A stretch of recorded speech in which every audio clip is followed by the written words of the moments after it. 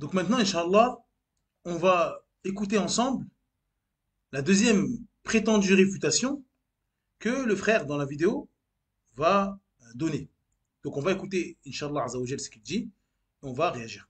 Également aussi un argument que souvent des gens, et le problème c'est que cet argument il est mentionné par beaucoup de gens qui se prétendent comme étant des religieux, comme étant des gens qui aiment la sunna du prophète sallallahu alayhi wa sallam et aiment le fait de revenir à la doctrine juste, etc. Il faut revenir au tawhid, il faut que l'on revienne à Allah pour qu'Allah nous donne la victoire. C'est le plus grand mensonge du XXIe siècle dans l'histoire de la Ummah. Il n'y a pas un mensonge plus atroce et plus horrible. Et surtout quand on voit que beaucoup de jeunes parmi nos frères et sœurs musulmans qui cheminent dans leur religion, qui veulent suivre la bonne méthodologie, la bonne voie, le bon manhaj, eh bien se font avoir par ces imams égareurs, par ces prédicateurs du diable qui leur font croire et miroiter ces choses. La preuve, elle est dans le Coran et dans la Sunna, mais elle est également aussi dans l'histoire. Je vous ai mis un petit tableau qui résume les différentes croisades qu'ont subi les musulmans. À partir de l'an, je crois, 1000-1080 de grégorien, les musulmans ont vécu ce qu'on appelle les croisades. Il y a eu plusieurs guerres successives où les chrétiens ont essayé de prendre Jérusalem. Et dans ces croisades, ils ont fait des massacres ignobles, ils ont mis à sac Jérusalem et la Palestine.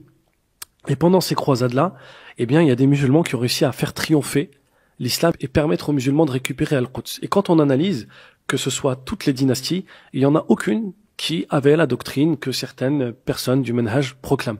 Il y avait des Ash'ari, des Maturidi, il y avait même, la dynastie des Fatimides, était même des chiites ismaéliens. Les ismaélites chez les chiites, c'est une croyance qu'on appelle al-Batiniyah, que même les chiites eux-mêmes considèrent comme étant extrêmes et certains même les traitent d'hérétiques. C'est-à-dire que nous avons des périodes de l'islam où des chiites ou des Batini, c'est-à-dire des gens totalement égarés, ont fait triompher l'islam. Le triomphe de l'islam n'est pas intrinsèque au fait d'avoir une bonne aqidah ou une bonne croyance, non. Il est intrinsèquement lié au point que nous allons citer tout de suite, qui est un point fondamentalement important. Alors bien évidemment, quand on dit ceci, on ne dit pas qu'il faut avoir la bonne croyance, ou la propager, ou chercher à se rapprocher d'Allah subhanahu wa ta'ala au travers de ses noms, de ses attributs et au travers du monothéisme pur et de combattre le shirk, de combattre les innovations. Bien évidemment, il faut le garder, mais il ne faut pas confondre les choses. Ceci n'est pas la cause numéro 1 de la conséquence que nous voyons à l'heure actuelle. La conséquence est due à un affaiblissement des musulmans et une lâcheté de certains d'entre eux, comme nous allons le voir également. Donc dans cet extrait, il va réfuter, selon lui, la deuxième ambiguïté. Et cette deuxième ambiguïté, selon lui, c'est la parole de ceux qui disent que il faut revenir au tawhid. En gros, pour réussir, pour qu'Allah nous donne la victoire, il faut revenir au tawhid, sinon il n'y aura pas la victoire de l'islam et des musulmans. Et donc pour lui, ça c'est une ambiguïté.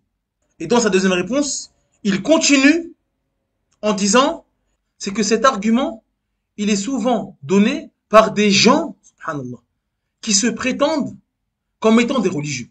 Donc, c'est-à-dire qu'il est en train de sous-entendre que cette parole, qui est pour lui une ambiguïté et qui est fausse, selon lui, c'est pas uniquement des ignorants qui disent ça. C'est pas uniquement des gens de la masse. Il dit, malheureusement, ça arrive à des gens qui se prétendent religieux. Subhanallah. Et des gens qui prétendent aimer la sunna du prophète Mohammed sallallahu alayhi wa sallam et qui prétendent revenir à cette dernière. Subhanallah. Donc encore une fois, comme j'ai dit précédemment, depuis le début de l'été, on fait des lives sur justement ce qui attaque les gens de la sunna et la sunna. Et des fois, c'est subtil. Et c'est ce genre de choses qu'on met en avant. Ces subtilités que tout le monde ne détecte pas. Au premier abord, celui qui n'est pas initié, il comprend pas. Il se dit, ah oui, c'est ceux qui sont, c'est une parole fausse, c'est l'ambiguïté.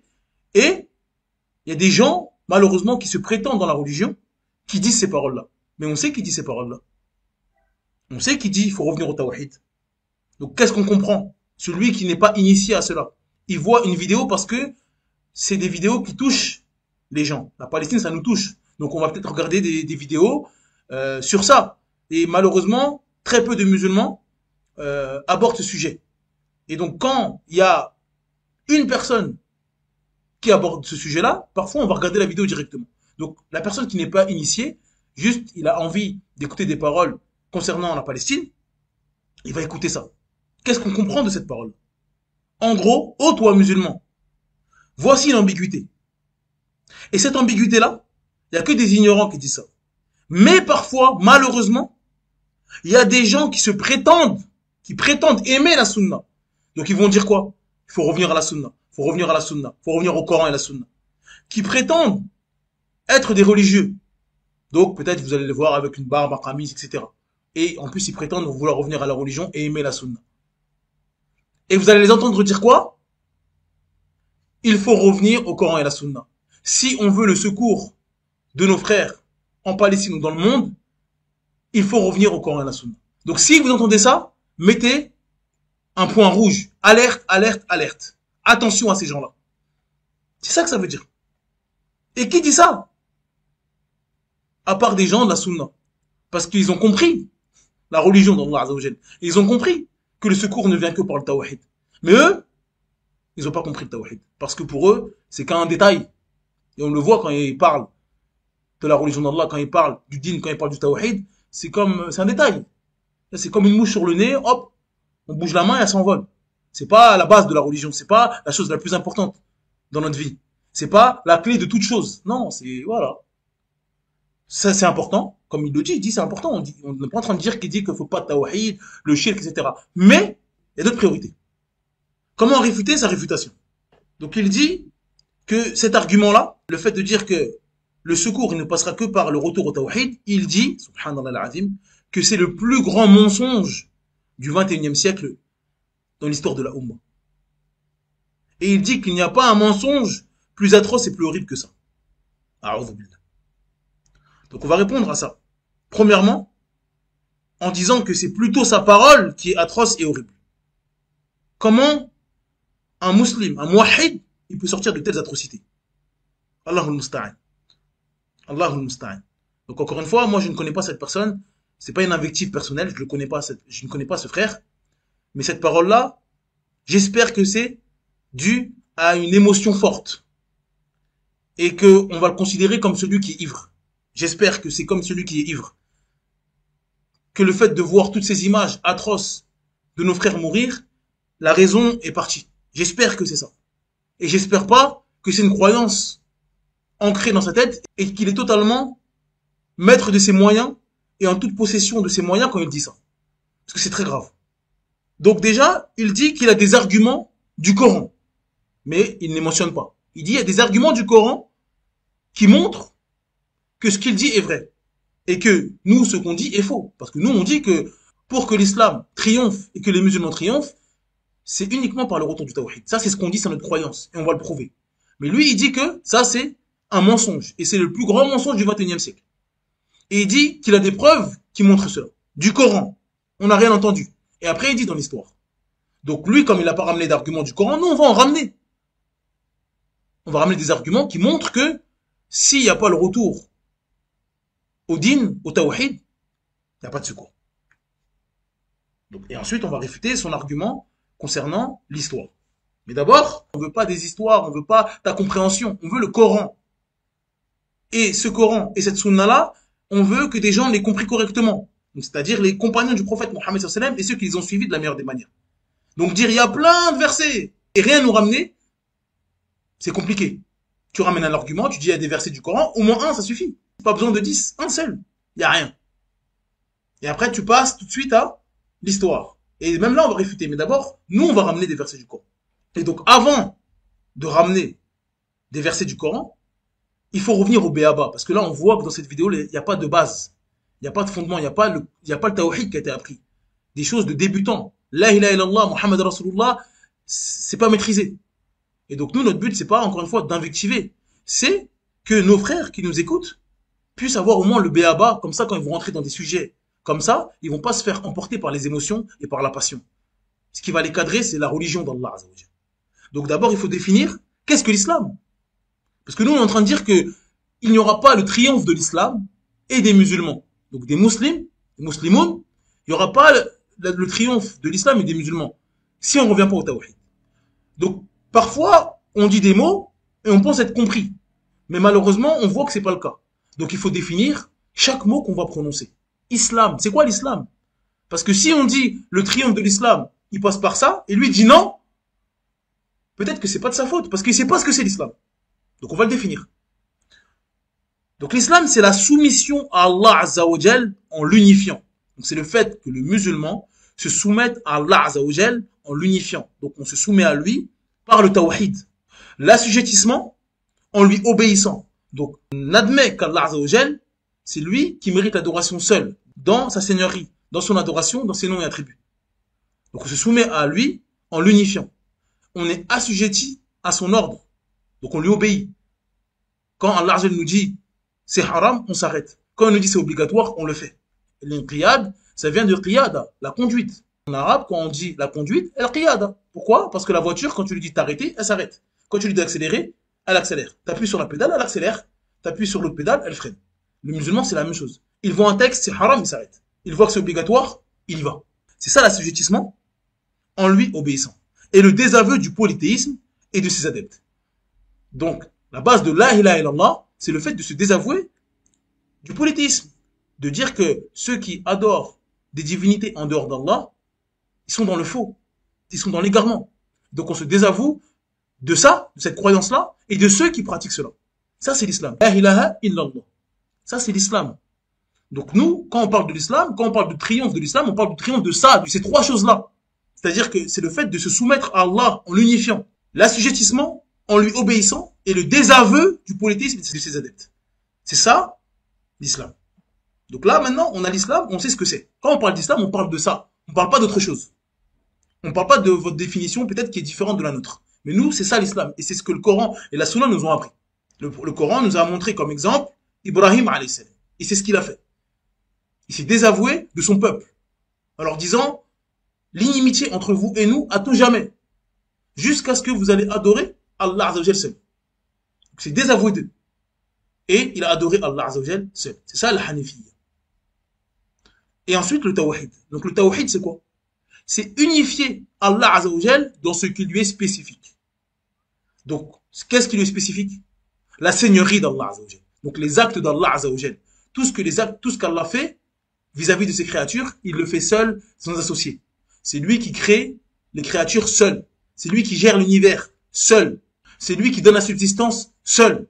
Et donc tous les actes qu'Allah Azza wa Jal fait, il le fait seul. Il n'a aucun associé dans cela. Il n'y a personne qui crée avec lui. Il n'y a personne qui donne la subsistance avec lui. C'est Allah seul. C'est ça le tawhid, dans ce qui lui est spécifique. La seigneurie. Également dans l'adoration. Ça, c'est les actes de serviteurs vis-à-vis d'Allah. Donc c'est nos actes à nous. On doit adorer Allah Azza wa Jal. L'adoration, c'est tout ce qu'Allah aime et agrée. Comme parole et comme acte. Apparent ou caché. Donc tout ce qu'Allah aime, on le fait pour Allah seul. Allah, il aime la prière. On prie pour Allah Azza wa Jal seul, pas pour les créatures. Allah, il aime qu'on place notre confiance en lui, le tawakkul. Donc on place notre confiance en Allah et personne d'autre. Allah, il aime qu'on patiente. Donc toutes les adorations, que ce soit des adorations du corps, du cœur, de la langue, toutes ces adorations-là, on les fait pour Allah Azza wa Jal seul, sans associé. On ne voue pas une forme d'adoration à une créature. Et ensuite, dans les noms et attributs d'Allah Azza wa Jal. Allah s'est donné des noms et attributs dans son livre, ou par le biais de son messager dans la sunna, sallallahu alayhi wa sallam. Et donc, on unifie Allah Azza wa Jal dans cela. C'est-à-dire qu'on dit qu'Allah, dans ses noms et ses attributs, il est parfait. Il est unique dans cela. Il a les plus beaux noms et les plus beaux attributs. Et même si il y a un attribut ou un nom qui, dans le nom, ressemble aux créatures, donc c'est-à-dire qu'une créature a cet attribut-là et Allah également, dans le nom, on dit que Allah, il est parfait dans cela, alors que la créature est imparfaite. Donc Allah, il vit. Al-Hayy. Il a la vie. Il est vivant, Allah. Il n'est pas mort. Allah, il est vivant. Moi aussi, je suis vivant. Mais la vie d'Allah est parfaite. Elle n'a pas été précédée de quelque chose. Et Allah, il est immortel. Il ne meurt jamais. Alors que moi, ma vie, elle est imparfaite. J'ai un début et j'ai une fin. Donc, même si dans le nom, ça se ressemble, je suis vivant, Allah est vivant. Mais dans la réalité, ça n'a rien à voir. Parce que Allah, il est parfait. Et rien ne le ressemble. C'est ça le tawhid. Nous, on dit que si les musulmans veulent que l'islam triomphe, donc on a donné la définition de l'islam, et que les musulmans triomphent, il faut uniquement revenir au tawhid. Parce que le tawhid, c'est l'islam. Ça, c'est notre croyance. Et on va mourir avec bi'idhnillah azza wa jal. Allah azza wa jal dit وَلَقَدْ نَصَرَكُمُ اللَّهُ بِبَدْرٍ وَأَنْتُمْ أَذِلَّةٌ فَاتَّقُوا اللَّهَ لَعَلَّكُمْ تَشْكُرُونَ إذ تقول للمؤمنين ألن يكفيكم أن يمدكم ربكم ب3 آلاف من الملائكة منزلين بلى إن تصبروا وتتقوا ويأتوكم من فورهم هذا يمددكم ربكم ب5 آلاف من الملائكة مسومين. Dans la sourate 3, du verset 123 à 125, Allah Azza wa Jal dit: Allah vous a donné la victoire à Badr, alors que vous étiez humiliés. Craignez Allah donc, afin que vous soyez reconnaissants. Allah vous a bien donné la victoire lorsque tu disais aux croyants: ne vous suffit-il pas que votre Seigneur vous fasse descendre en aide 3 milliers d'anges? Mais oui, si vous êtes endurants et pieux, et qu'ils, c'est-à-dire les ennemis, vous assaillent immédiatement, votre Seigneur vous enverra en renfort 5000 anges marqués distinctement.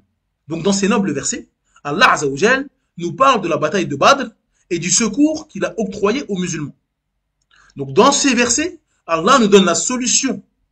Car le Coran, ça a été descendu certes pour les compagnons, mais c'est un exemple pour nous. Il y a plein de choses qui ont été révélées pour les compagnons, et évidemment, c'est des exemples pour nous. C'est une ibra pour nous. Et donc, si c'est arrivé aux compagnons, ça veut dire que nous, pour qu'on ait ce qui est arrivé aux compagnons, que ça soit bien ou négatif, si c'est bien, on doit faire la même chose, et si c'est mal, on doit s'éloigner. Donc Allah nous donne la solution. À tous les musulmans, oh vous les musulmans, est-ce que vous voulez obtenir le secours face aux ennemis d'Allah? Ya Allah, bien sûr qu'on veut. On aura le secours d'Allah. C'est une certitude, c'est une promesse d'Allah, c'est dans son livre. C'est pas un mensonge du 21e siècle, c'est Allah qui nous promet ça.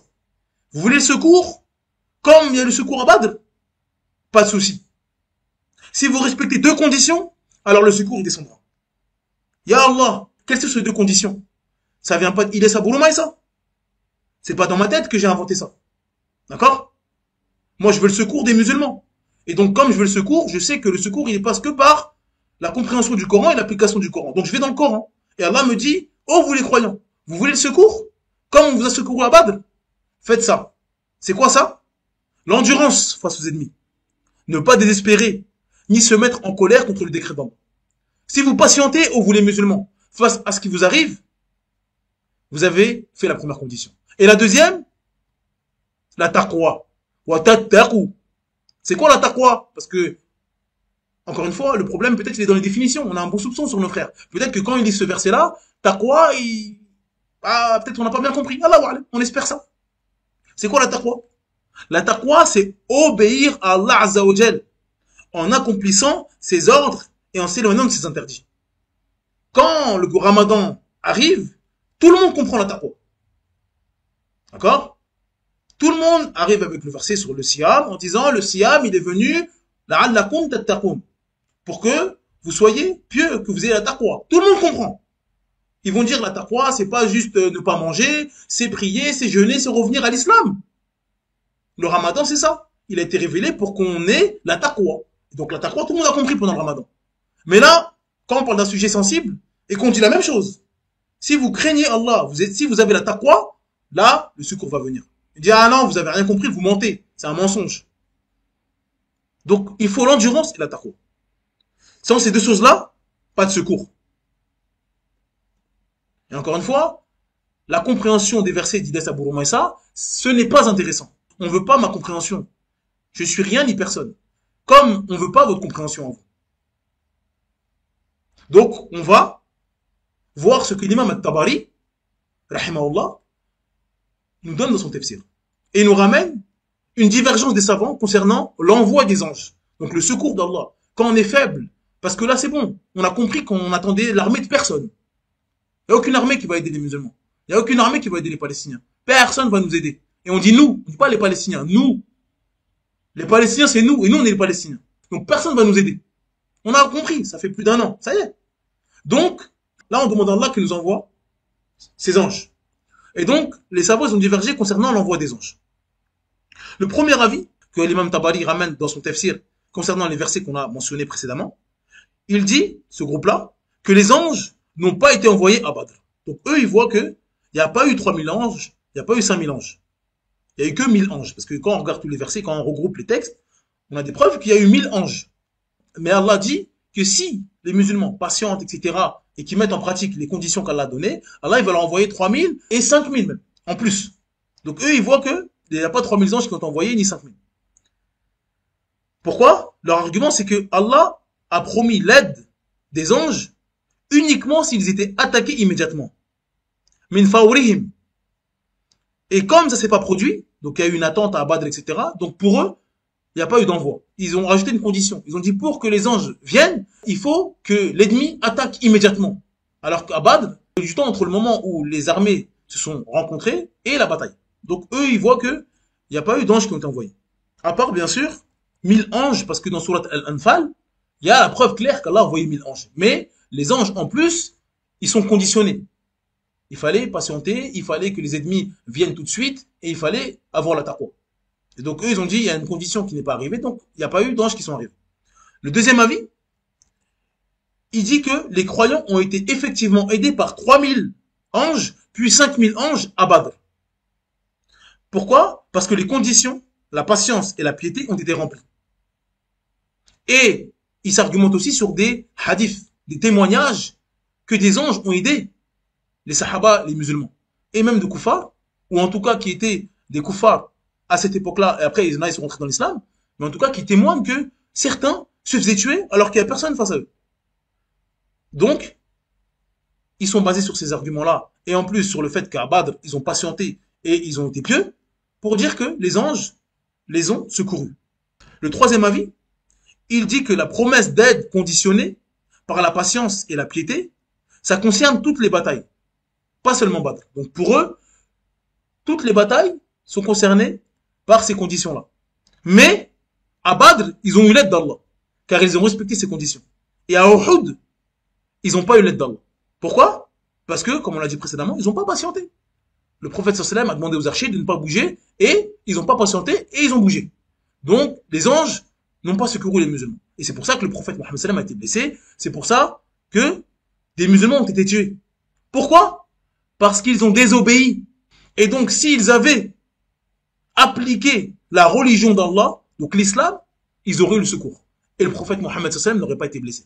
Également, ils ont dit qu'à la bataille des coalisés, Ahzab, ils ont tenu bon, donc ils ont été aidés par les anges. Donc il y a des textes qui montrent que les anges ont aidé les musulmans à la bataille des coalisés, des tranchées, parce que là, ils ont été endurants.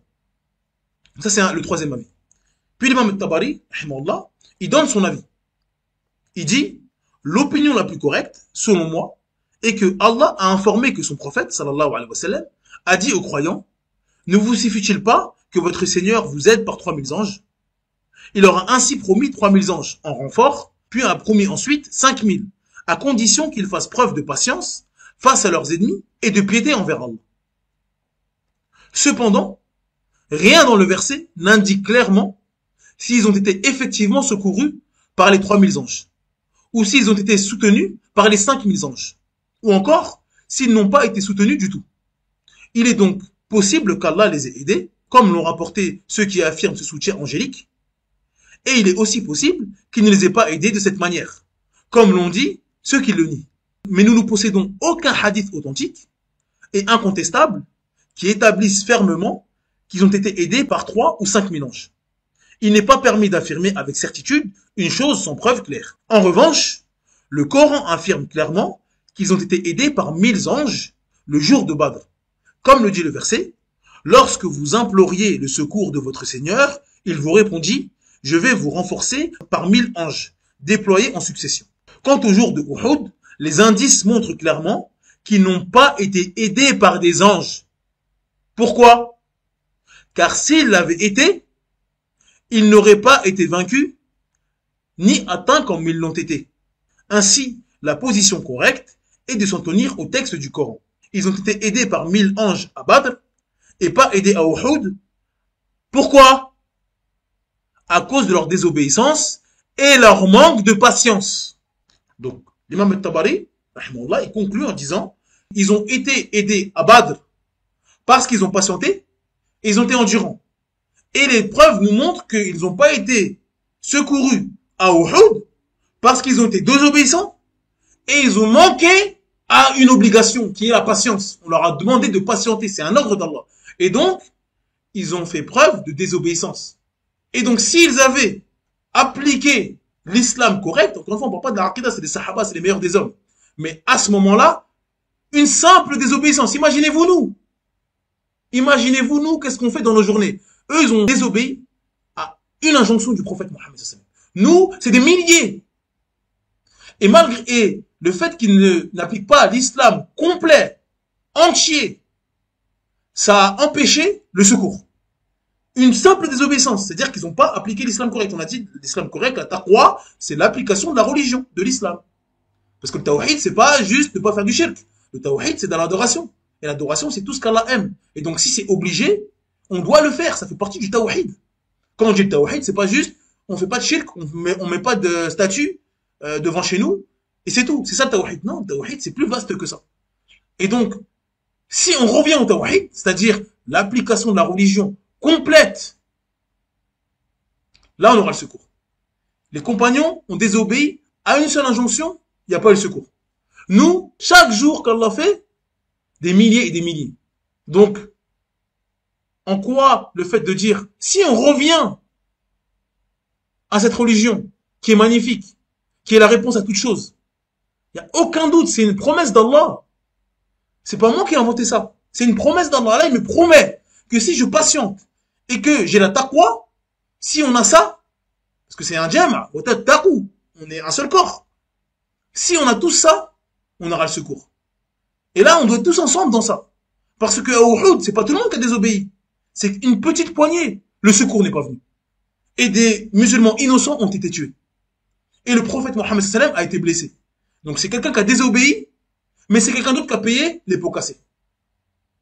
Donc, même si dans une ville ou dans un pays il y a des pieux, à Gaza ils sont tous pieux, mais le fait que dans des pays musulmans il y ait des désobéissances, ça peut être une cause de châtiment. Et donc il faut revenir au tawhid, nous tous. Pas juste les Gazaouis, non. Toi, moi, vous tous, nous tous, on doit revenir au tawhid. Mais encore une fois, c'est pas parce que la solution ne vous plaît pas que c'est pas la vérité. Et qualifier ça du plus grand mensonge du 21e siècle, subhanallah, faut pas avoir froid aux yeux quand même.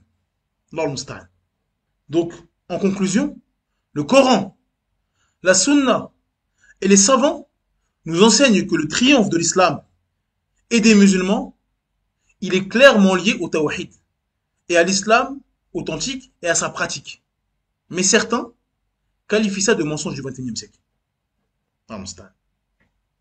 Ensuite, on va répondre à son argument. C'est pas son deuxième argument, c'est son premier argument. Parce qu'il a dit, il y a plein de versets. Peut-être, on ne prétend pas tout connaître. On aimerait bien avoir ce verset-là pour qu'on puisse retourner à l'explication des savants. Et peut-être que ça prouve aussi qu'il a raison, Allahu a'lam. On vient avec humilité. Peut-être qu'il a des versets qui montrent que dire qu'il faut revenir au tawhid pour avoir le secours d'Allah, c'est un mensonge. Peut-être. On attend ça avec impatience en tout cas. Donc ensuite, il ramène son premier argument qui consiste à dire que le secours de l'islam et des musulmans, il ne passe pas obligatoirement par l'application du tawhid. Et l'histoire nous montre cela. Donc il prend comme exemple les croisades, en citant des sectes égarées, les Batiniyas, les chiites, etc. Certaines dynasties ou certains gouvernements ont réussi à récupérer les terres en islam, ils ont réussi à libérer Jérusalem et d'autres endroits musulmans, etc. Et ils avaient des croyances erronées, parfois même des croyances de mécréance. Donc là, c'est ça l'argument. Donc là, on voit la faiblesse de l'argument et ce qui fait mal, c'est à quel point le tawhid n'est pas considéré. Ça fait mal de voir un musulman qui ne considère pas le tawhid. Il en parle comme si on est en train de parler de quelqu'un qui s'est rasé la barbe, quelqu'un qui a fait des manquements, mais bon, c'est pas grave. Il parle du tawhid, donc ce qui fait de toi un musulman. Subhanallah al-azim. Donc, comment répondre à son argument? Donc, son argumentation, c'est une preuve contre lui déjà. Toute personne qui maîtrise un minimum les croisades sait pourquoi les koufars, les croisés, ont réussi à rentrer en terre d'islam comme dans du beurre. Comme dans du beurre. Imaginez-vous des bateaux de gens qui se lavent une fois par an, qui connaissent rien à la médecine, qui connaissent rien. Ils ont juste des épées, avec un bateau, ils sont une poignée, ils arrivent dans une terre d'islam. Imaginez-vous la terre d'islam, comment c'est vaste. C'était vaste. La Syrie, l'Irak, le Hijaz, c'était immense. Ils ont réussi à pénétrer comme dans du beurre. Pourquoi? Lisez le contexte. Exactement le même qu'aujourd'hui. La division. Les pays divisés. Un tel ne parle pas un tel. Ils sont voisins. Ah, c'est pas toi que c'est mon désert, c'est ma terre, c'est à moi. C'est pas à toi. Lui, c'est un gouverneur turc. Il veut faire tomber le gouverneur arabe à côté. Lui, c'est un gouverneur arabe. Il veut faire tomber son cousin, son oncle, etc. Et donc, quand ils entendaient des croisés arriver dans le terrain d'un des ennemis, parce que c'était même pas un ami, c'était pas un allié, qu'est-ce qu'il fait? Il attendait, il patientait. Il dit, ah, bah, ça me va. Des croisés, des koufars, ils viennent, ils attaquent, ils prennent l'endroit. Ils prennent la ville. Ils siègent la ville et ils gagnent. Moi, ça me va. Ça me fait un ennemi en moins. Jusqu'au jour où ils arrivent devant chez toi. Et qu'est-ce qu'ils font? Eh ben, ils arrivent à te faire disparaître. C'était ça à l'époque. Donc, il n'y a aucun din, aucun tawhid, aucune volonté de l'islam. C'était la dunya, la dunya, la dunya. Première chose. Donc, la Oumma, elle était déchirée et il y avait très peu de tawhid. Malheureusement. Et donc, ça a causé quoi? Le fait de ne pas avoir de tawhid, ça a causé humiliation, des tueries de nombreux musulmans. Et donc, son argument de dire, oui, mais quand ça est arrivé, il y a eu des chiites, ou des asha'ira, ou des gens qui ont des mauvaises croyances, qui ont réussi à récupérer ces terres-là, qui ont été prises par des croisés. On dit, mais subhanallah. Nous, qu'est-ce qu'on dit? On dit que le triomphe, écoutez bien nos paroles, subhanallah, le triomphe de l'islam et des musulmans, il ne passe que par le tawhid. En quoi ce qu'il cite? Il y a eu un triomphe de l'islam et du tawhid. D'accord? En quoi le fait que des Fatimides, des chiites, récupèrent une terre, en quoi ça, cette récupération de cette terre-là, en quoi c'est le triomphe de l'islam et du tawhid et des musulmans? Ils ont, imaginez-vous, il y avait des koufars qui adoraient je ne sais quoi dans cet endroit-là. Des Fatimides, des chiites, ont repoussé ces koufars, ils ont récupéré cette terre. Dans cette terre-là, qu'est-ce qui s'est passé? Il y a eu du tawhid là? On s'est mis à adorer Allah seul sans associer? Ou on s'est mis à insulter Aïcha et Omar ibn al-Khattab radiyallahu anhum? Hein? La mère des croyants, dans cet endroit-là, elle a été insultée. Pas de prière. Ou des prières, on ne sait pas elles viennent d'où. Allah, il a été adoré? Ou c'est Ali qui a été adoré? Donc, en quoi l'islam et les musulmans ont triomphé lorsque c'est des Fatimides qui prennent un endroit? On va prendre un exemple concret parce que peut-être que c'est un peu lointain. Aujourd'hui, parmi les pays qui défendent la Palestine et qui soutiennent la Palestine, en tout cas d'extérieur, il y a l'Espagne. L'Espagne, ils sont contre le génocide, etc. Clairement, ils le disent. Et donc, si demain, l'Espagne ne patiente plus, l'Espagne fait ce que tous les pays musulmans ne font pas. Ils prennent une armée, ils vont en Palestine, ils libèrent la Palestine, et ça y est. Maintenant, ils en font un territoire espagnol, d'accord? Ils mettent leur jambon exposé comme ça, qui sèche. Voilà, c'est comme l'Espagne. Et les Palestiniens, ils vivent bien, etc. Là, rassurez-moi, la victoire de l'Espagne, d'accord? Quand ils vont mettre leur drapeau espagnol et qu'ils vont commencer à... les Espagnols vont arriver. D'accord? Ils vont laisser les Palestiniens, mais ils vont arriver, ils vont mettre des églises. Là, rassurez-moi, ça va être le triomphe de l'islam et des musulmans, là? Rassurez-moi. Répondez-moi. J'espère que vous allez me dire non. J'espère que vous allez me dire non. Là, l'islam n'a pas triomphé de voir des koufars arriver et mettre leur religion, leur pratique, leur coutume. D'accord? Et donc, ma question est la suivante. Si vous me dites non, si l'Espagne arrive en Palestine, dégage l'occupant, et voilà. Là, c'est pas une victoire de l'islam et des musulmans, c'est l'Espagne qui a gagné. C'est pas une victoire de l'islam et des musulmans. D'accord? Et ma question est la suivante. Quelle est la différence entre les Fatimides et les Espagnols aujourd'hui? La seule différence qu'on peut avoir entre les deux, c'est qui est le plus kafir? Qui a le plus de paroles de mécréance? Et je sais pas si c'est l'Espagne qui va gagner. Allahu a'lam. Donc, ils sont en train de tout confondre. Certes, ça peut être une victoire de la justice. Enfin, la fin d'un génocide. Voir nos frères palestiniens arrêter de se faire massacrer va nous réjouir. Mais on ne peut pas appeler ça la victoire de l'islam et des musulmans. Parce que le tawhid ne sera pas appliqué dans cet endroit-là. Et c'est ça le principe du djihad, c'est ça le principe du combat. Et là, c'est le triomphe. À Badr, il y a eu le triomphe de l'islam et des musulmans. Dans la bataille des coalisés également. Là oui, parce que l'objectif était que la parole d'Allah soit la plus haute. Si les Espagnols entrent en Palestine, ça va être quoi leur intention? L'intention, ça va être de libérer les Palestiniens, les sauver, ça va être empêcher les injustes de faire la corruption sur la terre. Ils auront plein d'objectifs, il n'y a pas de souci. Mais en aucun cas, leur objectif, ce sera le tawhid, ni l'islam. Jamais. Et donc, et si leur objectif de base n'est pas le tawhid et l'islam, en quoi c'est une victoire de l'islam et du tawhid? Le fait qu'ils ouvrent ce pays-là ou qu'ils stoppent l'injustice. Ça va être l'arrêt de l'injustice, il n'y a pas de débat, il n'y a pas de souci. Le prophète Mohammed sallam nous dit, celui qui est tué en défendant ses biens meurt martyr. Donc ce noble hadith, il montre que le musulman, il doit préserver ses biens. Et s'il se fait tuer en voulant protéger ses biens, il est martyr. Si je suis chez moi et que quelqu'un pénètre chez moi, je peux me défendre, j'ai le droit de me défendre. Et si j'arrive à le chasser, c'est une bonne chose. J'ai réussi à faire fuir l'injustice, à faire fuir le vol. Mais à quel moment, ici, c'est l'islam qui triomphe? Non, mon but c'était de chasser ce voleur-là. Et donc, alhamdoulilah, c'est une bonne chose, il n'y a pas de souci, on ne dit pas que c'est mauvais. Mais on ne peut pas qualifier le fait que je vienne avec une batte de baseball pour chasser un voleur, que là c'est le triomphe du tawhid, l'islam, non. Si on me dit pourquoi t'as fait ça, je dis mais il allait voler mes affaires, il allait voler mon argent. C'est ça mon but. Et l'islam me permet de faire ça, il n'y a pas de souci. Donc on a le droit de chasser quelqu'un qui vole nos terres, il n'y a pas de débat.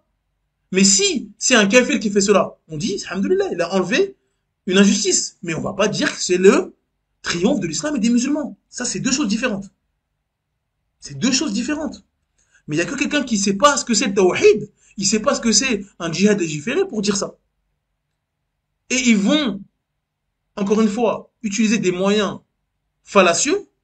Quand on va dire ça, ils vont dire, ah regardez, ils veulent pas que les Palestiniens soient sauvés ou soient secourus. Non, c'est pas ça qu'on dit. Si ils sont secourus par le plus grand mécréant de la terre, on va être content parce que c'est des musulmans qui arrêtent de mourir. Mais on va pas appeler ça le triomphe de l'islam et des musulmans. On va dire, alhamdoulilah, enfin, l'injustice a été stoppée. Si la Chine vient pour aider les Palestiniens et qu'ils arrêtent ce massacre-là, on va dire alhamdoulilah. Mais on va pas dire que grâce à la Chine a fait triompher le tawhid. Mais non, jamais de la vie. On va jamais dire ça parce que c'est des mouchrikoun. Leur but, c'est pas que la parole d'Allah soit la plus haute ici. Non, c'est parce que c'est des humains, ils voient des choses affreuses et ils veulent arrêter ça. Donc là, il y a une grande confusion. Toute bataille où l'objectif est de mettre la parole La ilaha illallah, Muhammad Rasulullah, la plus haute, et pour que l'islam soit appliqué, là, s'il y a gain de cause, là on dit que c'est le triomphe de l'islam et des musulmans. Et c'est ça qu'on veut, nous. Nous, on veut que la Palestine, qu'elle soit libérée, mais on veut que le tawhid soit là, et qu'on puisse prier à Majid al-Aqsa. On veut ça, en fait. Donc quand on dit, pour qu'on ait le secours, il faut revenir à l'islam. C'est parce qu'on veut ça. C'est ça notre objectif principal. Maintenant, si une bataille n'a pas ça pour objectif, l'objectif, il est simplement d'arrêter l'injustice, d'arrêter le mal, etc. Ce qui est une bonne chose. L'islam appelle à stopper l'injustice. Et ben là, on dit, c'est une bonne chose. Mais si c'est le plus grand des mécréants à la tête de ça, il n'a juste pas envie de voir l'injustice, on va dire, c'est une bonne chose, la justice a triomphé, les injustes ont disparu, le mal a été stoppé, et on est content. Mais on va pas dire que l'islam a triomphé. Donc nous dire, non, dans l'histoire, l'islam a triomphé, alors que c'était des forts timides, non, c'est faux. Comment des gens qui sont qualifiés de kuffar, d'égarés, de mubtadi'oun, vont ouvrir un endroit, un pays, vont le récupérer entre les mains de gens égarés ou des croisés? Comment ces gens-là, qui eux, quand ils vont récupérer cette terre, vont propager la mécréance, ou l'égarement, ou la bid'a? Où est le triomphe de l'islam? C'est-à-dire qu'il y avait des croisés qui ont mis des croix du shirk, d'accord, dans la ville. Maintenant, il y a des chiites qui ont repoussé ces gens-là. Ils ont cassé toutes les croix et ils ont mis l'adoration d'Ali à la place. Ou ils ont mis l'insulte de Aïcha radhiyallahu anha comme adoration. Donc, on a quitté du shirk pour du kufr. Où est le triomphe de l'islam? Barakallahu fikoum, où est le triomphe de l'islam là-dedans? Vous pouvez peut-être nous dire que, voilà, des Fatimides, c'est mieux que des croisés. Peut-être, on peut débattre. On peut débattre. Qu'est-ce qui est le moins pire? pour la population, etc. Peut-être que des gens qui se disent de l'islam, c'est mieux que des gens qui veulent tuer n'importe quel musulman. C'est peut-être mieux. Mais une fois qu'on a dit ça, ça ne veut pas dire qu'il y a le triomphe de l'islam. Donc en conclusion, on espère de tout notre cœur, j'espère de tout mon cœur, que ces paroles sont dues à la situation difficile, et encore comme on a dit, et comme on a dit précédemment, la tristesse, la colère, chez certaines personnes, ça peut agir comme l'alcool. Et on espère que il est dans cet état-là. Et que c'est cet état-là qui lui a fait dire ce qu'il a dit. On espère vraiment. On espère vraiment qu'il n'était pas en toute possession de ses moyens quand il a dit ce genre de paroles. Donc on va essayer de trouver, de gratter un bon soupçon. Peut-être qu'il a voulu dire que il y a certains musulmans, face à la situation actuelle en Palestine, ils disent il faut revenir au tawhid, il faut revenir au tawhid, chose qui est vraie. Mais peut-être selon lui, encore ça c'est un avis, c'est son avis personnel.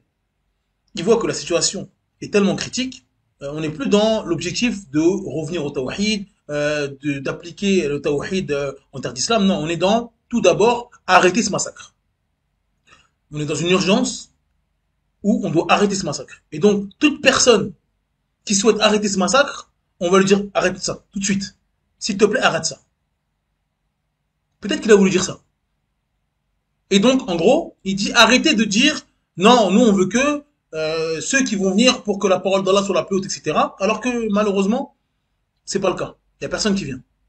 Donc, peut-être qu'il a voulu dire, ici, que, là, on prend n'importe qui veut arrêter ça. Donc, peut-être qu'il a voulu dire ça. Et donc, on va partir du principe, on espère que c'est ça qu'il a voulu dire, mais, on va dire, mon frère, ne qualifie plus jamais de ta vie que la parole qui consiste à dire si vous voulez le triomphe de l'islam et des musulmans, il faudra obligatoirement passer par le tawhid. Ne qualifie pas ça de mensonge. C'est grave. C'est l'islam qui nous a appris ça. C'est le Coran, c'est la sunna. Et donc comment un musulman qui mentionne des textes, comment on peut qualifier ça du plus grand mensonge du XXIe siècle? A'udhu billah.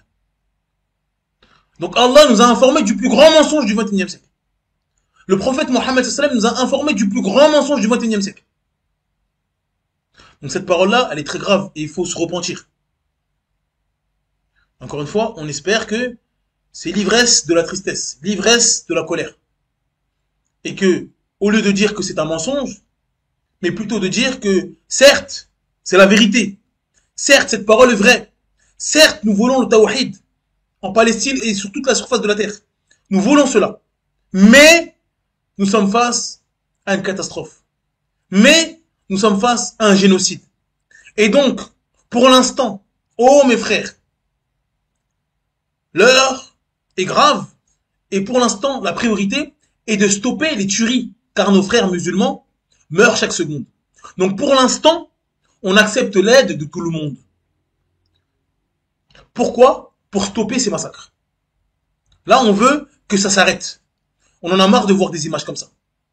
Mais dire à quelqu'un qui dit il faut revenir au tawhid pour que l'islam et les musulmans triomphent, et donc l'islam et les musulmans entrent dedans les Palestiniens, mais les Ouïghours, les Rohingyas, peu importe. Tous les musulmans qui sont opprimés, qui sont tués, etc. sur la terre. Peu importe. Et donc, pour qu'on triomphe, pour qu'on soit fort, pour qu'on soit respecté, pour que la parole d'Allah soit la plus forte, la seule solution, c'est le retour au tawhid, le retour à l'islam authentique. C'est ça la solution, il n'y a pas d'autre solution. Maintenant, dans une situation précise, comme ce qui se passe en Palestine, comme ce qui se passe au Congo, comme ce qui se passe en Centrafrique, peu importe. Là, on dit, le premier qui a le pouvoir, stop. S'il peut arrêter ça, on est d'accord. Là, on est d'accord avec vous. Là, on est d'accord avec celui qui dit ça. Mais c'est pas ce qu'il a dit. Mais c'est pas ce qu'il a dit. Donc, on essaye de gratter un bon soupçon. Mais il faut quand même se repentir de cette parole. Car le musulman qui n'est pas avisé va entendre ça. Et il va peut-être le répéter. C'est une parole qui implique de dire qu'Allah et son messager sont des menteurs. Je ne sais pas si vous vous rendez compte. Allah nous informe de quelque chose. Nous, on répète ce qu'Allah nous a dit. ce que le prophète Mohammed sallam nous a dit, ce que les savants d'islam nous ont enseigné, et lui, il dit que ce qu'on dit, c'est le plus grand mensonge du 21e siècle. Subhanallah al-azim. Subhanallah al-azim.